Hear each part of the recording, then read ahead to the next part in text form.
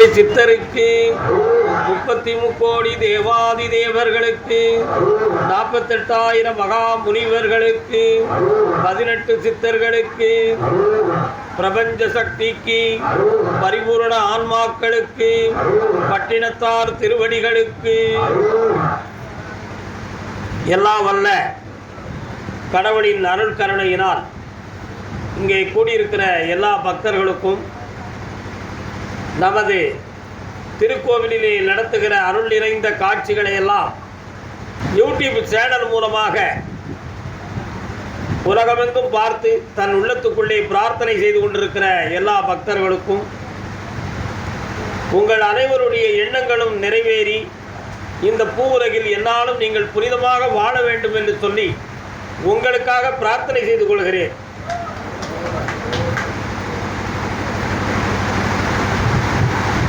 நமது சொற்பொழிவை எப்பொழுதுமே எல்லா பக்தர்களும் மன உணர்ந்து கவனித்து கேட்டு இப்படி ஒரு விஷயங்கள் இருக்கிறதா என்று சிந்தனை செய்து அந்த ஞான வழியை தொடர்வதற்கு காரணமாக இருக்கிறது என்பது வியக்கத்தக்கதும் விரும்பத்தக்கதும் ஆகும். இன்று ஆடி மாதம் முதல் நாள், அற்புதமான நாளில் இந்த மலைகள் தொடங்கி நம்மளை குளுமையுடன் வரவேற்றிருக்கு. ஆடி மாதம் அமாவாசை நமது திருக்கோவிலில் அற்புதமான தெய்வீக வழிபாடுகளும் மகா யாக பூஜைகளும் அன்றைய தினம் அருள்வாக்கும் மக்களுக்கு சிறப்பாக நடக்கும். இந்த ஞான சொற்பொழிவில் நேற்று நம்ம பேசியது அஷ்டமா சித்துக்களிலே மோகனத்தை பற்றியும் வசிய சித்தை பற்றியும் நேற்று நம்ம குறைந்த விளக்கங்களை கொடுத்திருக்கிறோம். ஒவ்வொரு சித்துக்களுக்கும் 8 பிரிவுகள் இருக்கின்றன. மோகனத்துக்குள் 8 பிரிவுகள் இருக்குது. வசியத்துக்குள் 8 பிரிவுகள் இருக்குது. இப்படி 8 வகையான சித்துக்கள், ஒவ்வொன்றுக்கும் 8 வகையான பிரிவுகள் இருக்கிறது. அப்போ மொத்தம் 8 64 சித்துக்கள் சம்பந்தமான விஷயங்கள் நமது தமிழ் மொழியில் நமது ஞானிகள் நமக்கு கொடுத்திருக்கிறார்கள். இந்த விஷயங்களை நாம் மேற்கொள்வதற்கு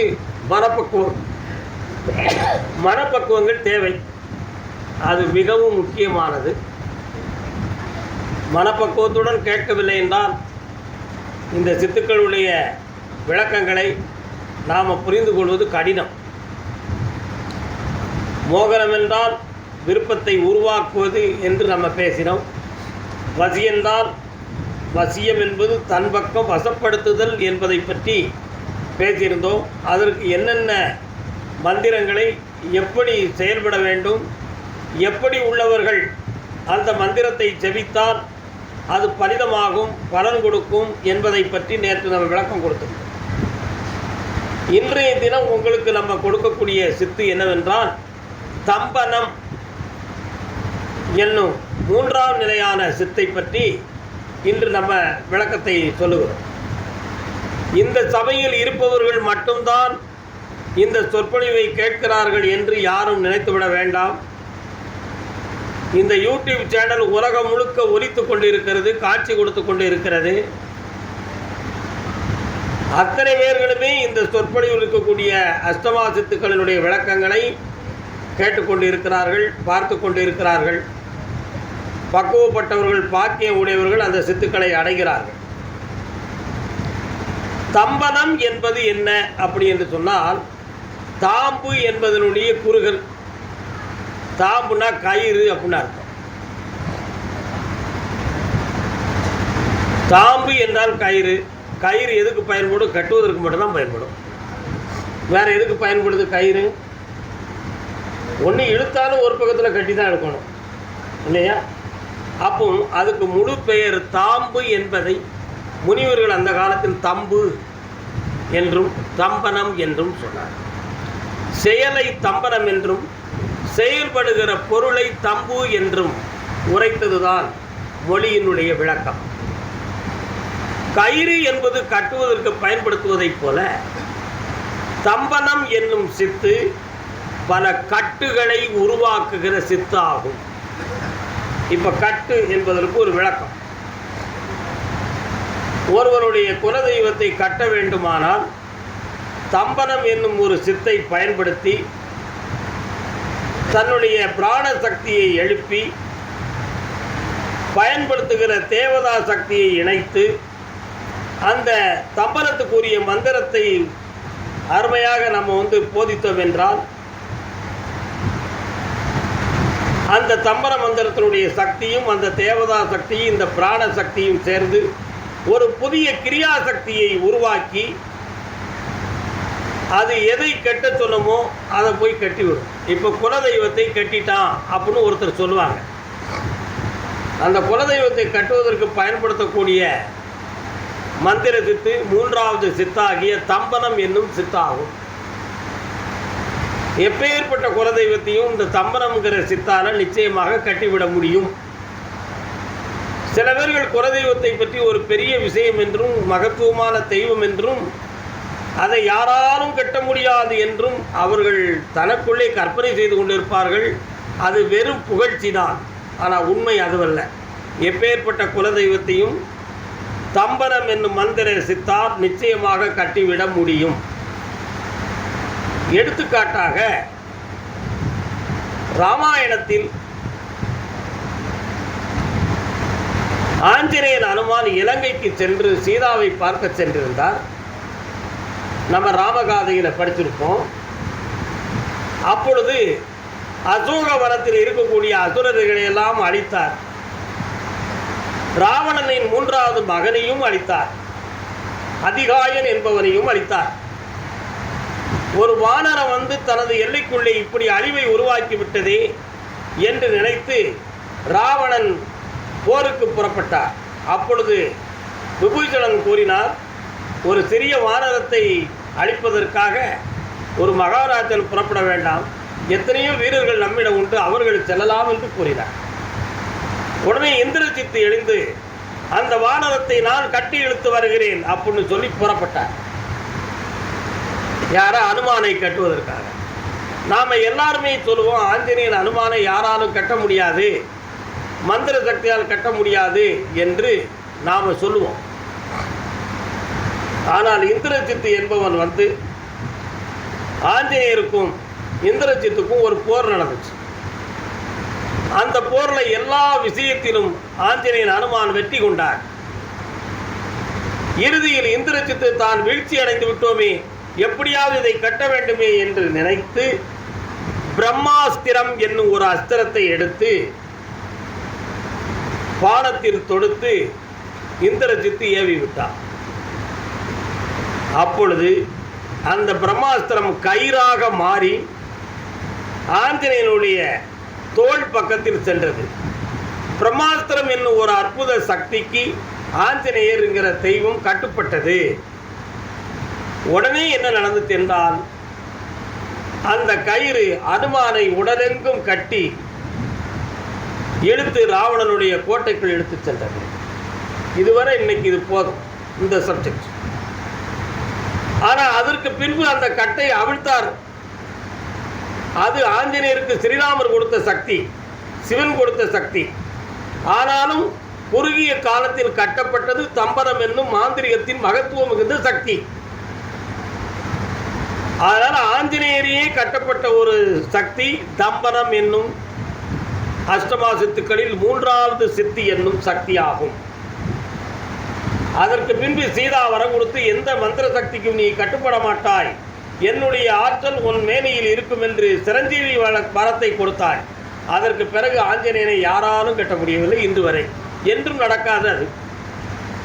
ஆகையினால் இப்படி முக்கியத்துவம் வாய்ந்த அவதார புருஷர்களுக்கு மட்டும்தான் இந்த மாந்திரிகத்தை ஜெயிக்க முடியுமே தவிர, தன் முன்னோர்கள் இறந்து போனவர்களை தெய்வமாக வைத்து குலதெய்வமாக வழிபட்டு கொண்டிருக்கின்றவர்களுக்கு அந்த தேவதைகளை, அந்த குலதெய்வங்களை மாந்திர சக்தியால் நிச்சயமாக கட்ட முடியும். அப்படி கட்டுவதற்கு பயன்படுத்தக்கூடிய அஷ்டமா சித்துக்களில் ஒன்று தம்பனம் என்னும் சித்து. இந்த தம்பனம் என்னும் சித்தை ஒருவன் தன்னுடைய ஆத்மாவை எழுப்பி சகசிராரத்தின் வாயிலாக ஆத்மாவை வெளியே வர வைத்து, அந்த வெளியே வர வைத்திருக்கிற அந்த பதிவு, அந்த ஆற்றலில் தம்பன மந்திரத்தை உபசரித்து சம்பந்தப்பட்ட தேவதையை குறிப்பிட்டு சக்தியை எழுப்பிவிட்டோம் என்றால் இந்த தம்பனம் என்னும் சித்து அந்த தேவதையை போய் கட்டிவிடும். இப்படி ஒரு தம்பன சித்து தான் இந்த கட்டுக்கு உரியது. சில பேர்கள் அந்த காலத்தில் நாயை வாயை கட்டி விடுவார்கள். சாப்பிடாம கிடக்கும் நாய், சில நாட்களுக்குள்ள சாப்பிடாம வளர்ந்து இறந்து போயிடும். அதுவும் ஒரு மந்திர சித்து தான். சில மனிதனையே எதிரிகளை கூட மந்திர சித்தால கட்டிடுவாங்க. அப்படி உடம்புல மனசு செல்லாம, மனசு அடங்கி கட்டுப்பட்டு சாப்பிட முடியாமல் கிடையிலேயே கிடந்து எதிர்த்து நடக்கக்கூட முடியாதவனா மாறிடுவான். இந்த தம்பன சித்தருடைய மகத்துவம் அப்படிப்பட்டது. சில பேர்கள் நினைத்து கொண்டிருப்பாங்க, நாம் இந்த தெய்வங்களெல்லாம் வணங்குகிறோம், ஆகையினால இந்த மாந்திரிகம் நம்மளை தொடாது அப்படின்னு ஒரு தனக்குள்ளே ஒரு சிந்தனையை வச்சுருப்பாங்க. ஆனால் அப்படி இல்லை. எந்த தெய்வம் துணைக்கு இருக்கும் என்று இவன் மனதில் நினைக்கிறானோ அந்த தெய்வ சக்தியை முதல்ல உச்சாடனம் பண்ணி வெளியேற்றிடுவார் மாந்திரவாதி. அதை வெளியேற்றிய பிறகு அவன் தனி மனிதனாக ஆயிடுவான். அவன் தனி மனிதனான உடனேயே தம்பனம் என்னும் மாந்திரிக சித்தை பயன்படுத்தி அவனை உடலை கட்டிடுவாங்க. அதனால் இப்படி ஒரு விதிமுறைகள் அதில் இருக்கிறது. எல்லா காலத்திலும் எல்லா நேரத்திலும் ஒரு மனிதன் கவனத்தோடு வாழ முடியாது என்பதை மனிதர்கள் மூலம் புரிந்து கொள்ளணும். மனிதன் எப்பொழுது சுய நினைவையும் தன் சிந்தனைகளையும் எப்பொழுது இழந்து விடுகிறான்? ஆழ்ந்த தூக்கத்தில் இழந்து விடுகிறான். கடினமாக தூங்கும் பொழுது மனோசக்தியும் ஆத்மசக்தியும் ஒரு இடத்துல அடங்கிடும். புறன்பொறிகள் மட்டும்தான் இயக்கத்தில் இருக்கும். அது முழு விழிப்பில் இருக்காது. அந்த நேரங்களை பார்த்து அந்த யாமத்தை அறிந்து அந்த பட்சித்தன்மையை புரிந்து மாந்திரிக சித்தின் மூலமாக தம்பனத்தை ஏவி விட்டார்கள் என்றால் அவன் அங்கே கட்டப்பட்டு விடுவான். அப்படி கட்டிவிட்டால் அவனுடைய மனோநிலைகள் கட்டுக்கு உரியதாகி உணவுண்ண செல்ல முடியாமல், எழுந்து நடக்க முடியாமல், அடுத்த கட்ட வேலைகளை பார்க்க முடியாமல், இப்படிப்பட்ட நிலைகளிலே அவன் பாதித்து விடுகிறான். இந்த நிலைகளுக்கு பயனாக இருப்பதுதான் தம்பனம் என்னும் சித்து. இந்த சித்தை அடைவது அவ்வளவு சாதாரணமானது அல்ல. இந்த ஆகாயத்தில் அற்புதமான பேராற்றல்கள் நிறைந்து இருக்கிறது.